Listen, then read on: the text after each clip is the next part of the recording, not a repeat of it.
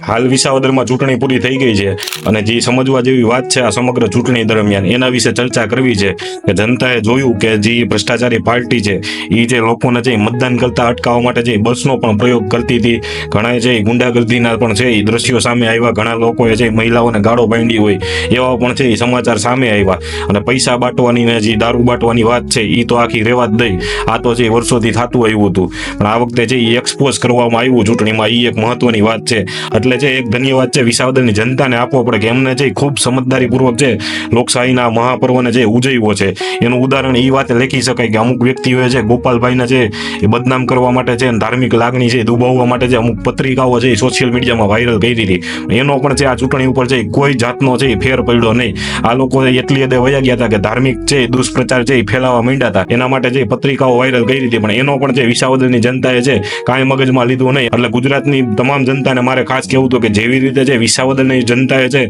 એ નિષ્પક્ષ રહી અને કોઈ પણ ધાર્મિક ભેદભાવમાં આવ્યા વગર, કોઈ પણ ધાર્મિક લાગણીઓમાં આવ્યા વગર, કોઈ પણ પક્ષના ભ્રષ્ટાચારી નેતાઓ છે એના કહ્યામાં આવ્યા વગર, કોઈ પણ જાતની જે પૈસા કે દારૂ લીધા વગર અને ઈમાનદારીપૂર્વક જે રીતે મતદાન કર્યું છે ને આગામી સમયમાં છે ગુજરાતની તમામ જનતાને મારે કહેવું હતું આગામી જેટલી પણ ચૂંટણી આવે છે એમાં છે બનો ને તો વિસાવદરની જનતા જેવા બનજો કે એકવાર છે સામેના બધા પક્ષો જે ભ્રષ્ટાચારી હોય એના ઉમેદવારને ફાળ પડી જવી જોઈએ. આમ તો છે એમ જોવા જાય તો કોંગ્રેસ તો છે માત્ર સોશિયલ મીડિયામાં જતી અને ભાજપ છે પણ એને ગામમાં તો કરવા નહોતા દેતા. એટલે એ લોકો છે મોટા ભાગે છે ઓફિસોથી જ પ્રચાર કરતા હતા. એટલે જનતાએ છે એવો દબાવ રાખ્યો હતો કે કોઈ પણ ખોટી વસ્તુ છે એ ચલાવી લેવામાં નહીં આવે, ખોટો ઉમેદવાર પણ નહીં, ખોટી વાત પણ નહીં અને ખોટા રૂપિયા કે પૈસા પણ નહીં. એટલે આવી જ રીતે છે ગુજરાતની જનતાને મારે વિનંતી એ કરવી હતી કે જે વિસાવદરની જનતાએ કરી બતાવ્યું છે આગામી સમયમાં છે ગુજરાતની દરેક જગ્યાએ છે આવું થવું જોઈએ અને જેથી છે આપણે દેશનો અને ગુજરાતનો છે સર્વાંગી વિકાસ છે કરી શકીએ. તો લોકશાહીમાં છે આટલું યાદ રાખજો કે મતદાર બનો ને તો વિસાવદરની જનતા જેવા બનજો. ધન્યવાદ. જય હિન્દ, જય ભારત.